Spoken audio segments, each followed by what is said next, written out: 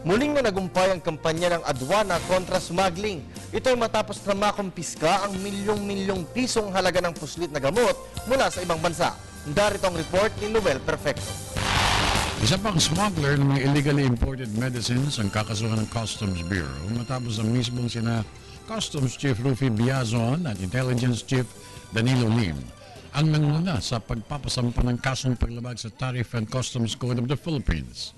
Ay kay Biazon, nilabag rin ng Mountain Glory Agri-Sales Corporation ang Food and Drugs Administration requirements gaya ng kawalan ng accreditation at walang lisensya para mag-operate ng magpasok ito ng 20 pakete ng mga peking gamot at about to expire ng medicines. Yung mga gamot na nakuha, yung mga multivitamins, merong gamot na pang cholesterol. No? So, typical na iniinom ng ating mga kababayan.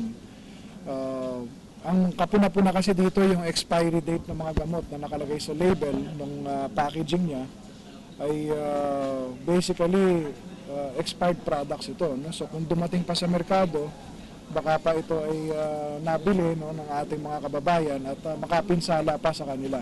Sinabi naman ni DepCom Lim ng Intelligence na ang pagpapaigting ng pagmamatiyag at pagbabantay ng mga operatiba ng intelligence ng Adwana ang rason na madalas na pagsamsam ng mga smuggled na kontrabando nitong makaraang mga araw.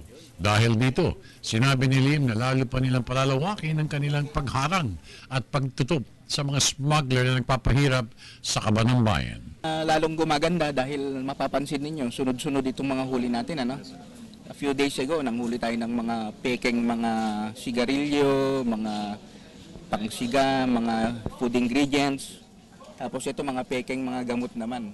So maganda at apparently maraming naniniwala sa atin. Kaya mas marami yung mga impormasyon at saka tulong na dumadating sa atin.